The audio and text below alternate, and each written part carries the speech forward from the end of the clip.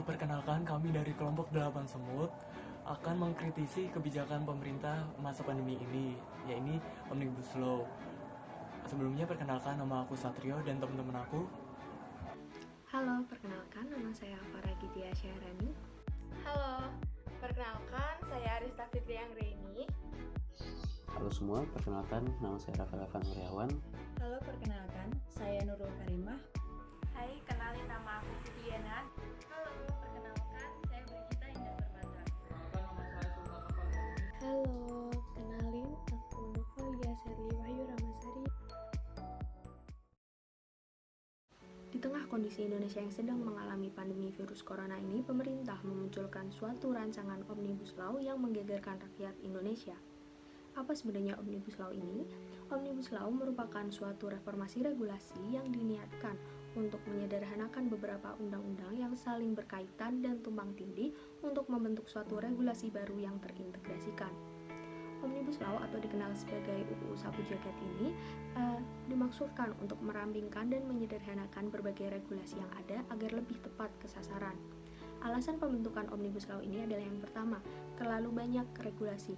Kemudian yang kedua adalah indeks kualitas regulasi di Indonesia masih rendah. Kemudian yang ketiga, Omnibus Law pada bidang perpajakan dengan tujuan untuk membuat sistem pajak di Indonesia dapat berkompetitif di tingkat dunia. UU Cipta Kerja merupakan Omnibus Law pertama yang disahkan di hukum Indonesia ini.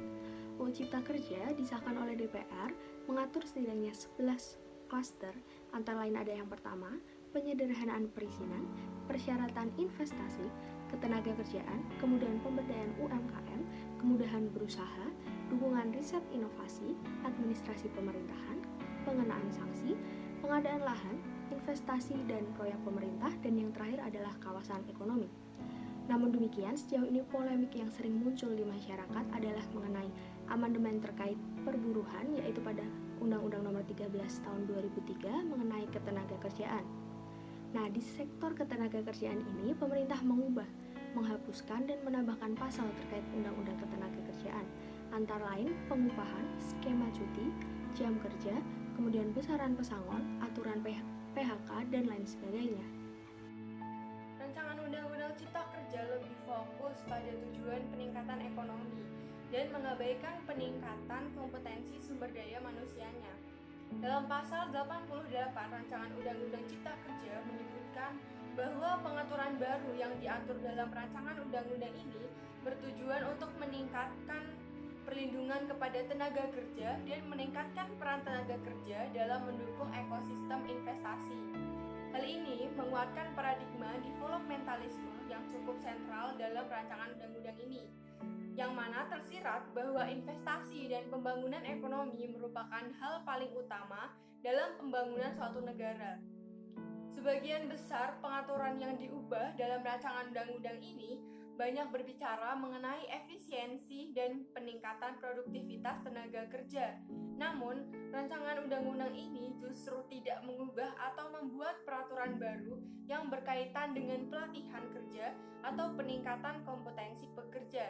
Padahal, berbicara mengenai lapangan kerja justru berkaitan erat dengan upaya untuk meningkatkan kompetensi calon tenaga kerja. Indonesia sedang mengalami overregulasi. PSHK, Pusat Studi Hukum dan Kebijakan Indonesia, selama kepemimpinan Jokowi sampai bulan November 2019 ternyata telah terbit 10.180 regulasi. Nah, itu sangat penting banget nih diadakannya Undang-Undang Omnibus Law.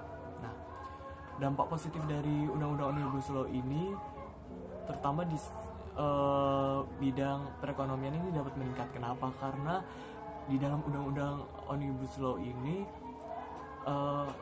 dikaitkan tentang properti, di sektor properti. Nah, diharapkan dengan dicetuskannya Undang-Undang Omnibus Law ini, maka di bidang ketenaga kerjaan, terutama pengangguran di Indonesia, terutama 7 juta pengangguran di Indonesia itu dapat mendapatkan suatu lapangan pekerjaan di salah satunya di sektor properti. Nah, diharapkan di tahun 2020 ini apabila Undang-Undang Omnibus Law disahkan dan diberlakukan, diharapkan perekonomian dapat meningkat terutama di bidang sektor properti. Saat ini RUU Omnibus Law Cipta Lapangan Kerja dan RUU Omnibus Law Perpajakan diharapkan memperkuat perekonomian nasional melalui perbaikan ekosistem investasi dan daya saing Indonesia, khususnya dalam menghadapi ketidakpastian dan perlambatan ekonomi global. Setidaknya ada 3 manfaat dari penerapan Omnibus Law. Pertama, menghilangkan tumpang tindih antar peraturan perundang-undangan. Kedua, efisiensi proses perubahan atau pencabutan peraturan perundang-undangan. Dan ketiga, menghilangkan ego sektoral yang terkandung dalam berbagai peraturan perundang-undangan. Pengesahan Omnibus Law yang memantik polemik berapi berujung pada aksi turun jalan. Pengesahan dan proses penyusunan yang begitu cepat di tengah pandemi coronavirus di negara Indonesia yang belum mereda, memicu timbulnya kecurigaan di berbagai kalangan masyarakat. Ada beberapa poin Omnibus Law yang dianggap berpotensi merugikan para buruh. Omnibus Law yang dianggap berpotensi mengabaikan ketentuan formal pembentukan undang-undang karena sifat proses penyusunannya yang cepat dan menambah banyak sektor, dikhawatirkan akan menerobos tahapan dalam pembentukan undang-undang, baik dalam tingkat perencanaan, penyusunan, pembahasan, pengesahan, dan pengundangan.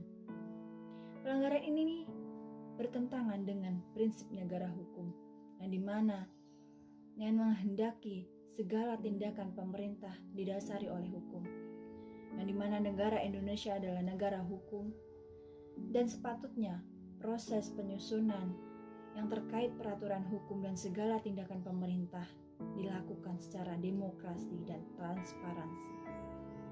Omnibus Law mempersempit keterbukaan dan partisipasi publik dalam pembuatan undang-undang. Dalam praktik di beberapa negara, pembuatan UU Omnibus Law didominasi oleh pemerintah atau DPR. Materi dan pengerjaannya pun ditentukan oleh instansi tersebut. Biasanya, undang-undang diselesaikan dalam waktu sesingkat-singkatnya, bahkan dalam 1 kali pengambilan keputusan. Akibatnya, ruang partisipasi publik menjadi kecil, bahkan hilang. Padahal, prinsip keterbukaan dan partisipasi dalam pembentukan undang-undang merupakan roh utama dalam negara demokratis. Pelanggaran atas prinsip ini tentu sangat mengkhawatirkan. Omnibus Law dapat menambah beban regulasi jika gagal diterapkan. Dengan sifatnya yang mencakup lebih dari satu aspek yang digabungkan menjadi beberapa undang-undang, pembahasan undang-undang Omnibus Law dikhawatirkan tidak komprehensif. Pembahasan akan berfokus pada undang-undang Omnibus Law dan merupakan undang-undang yang akan dicabut. Hal ini akan menghadirkan beban regulasi yang akan menjadi lebih kompleks. Seharusnya pemerintah berfokus untuk meningkatkan kompetensi sumber daya manusia, karena pembangunan sumber daya manusia menjadi faktor kunci dalam memenangkan persaingan global dan dalam dunia bisnis, ekonomi, politik, dan budaya.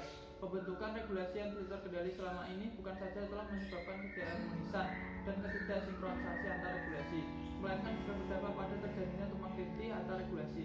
Lebih jauh, fakta real kondisi regulasi ini juga berimplikasi pada terhambatnya upaya perancangan program percepatan pembangunan dan peningkatan kesejahteraan masyarakat. 4 dasar yang perlu dikritik. Yang pertama, alih daya atau sourcing yang ganjil. Yang kedua, ada perubahan ketentuan upah minimum. Ketenagakerjaan sebelumnya upah minimum dapat berdasarkan pada wilayah provinsi, UMP atau kabupaten atau kota atau UMK, serta upah minimum berdasarkan pada sektor wilayah provinsi atau kabupaten atau kota atau upah minimum sektoral. Ketentuan ini tidak berlaku apabila RUU Cipta Kerja disahkan. Yang ketiga, ada pemberian cuti. Kritik ini bagi RUU Cipta Kerja adalah adanya pasal-pasal yang menimbulkan kesalahpahaman. Yang keempat, ada perubahan konsep pemutusan hubungan kerja. Sebagai pemuda atau generasi muda, terutama kita mahasiswa, kita harus pintar dan selalu kritis terhadap kebijakan-kebijakan pemerintah. Itu aja dari kelompok 8 Semut, kurang lebihnya mohon maaf. Terima kasih. Untuk wakil rakyat yang sangat kami hormati, karya Fidias. Tidak ada hal berharga lainnya yang bisa kami berikan kepada Anda kecuali rasa percaya. Kami membangun sebuah ekspektasi besar tentang tentramnya kehidupan, sebuah kesejahteraan, makmur dan damainya hidup berkeadilan. Dan hal yang paling kami takutkan sekaligus menghancurkan adalah kekecewaan. Tangan kalian yang kami anggap perantara ternyata penuh dusta dan kepentingan individu semata.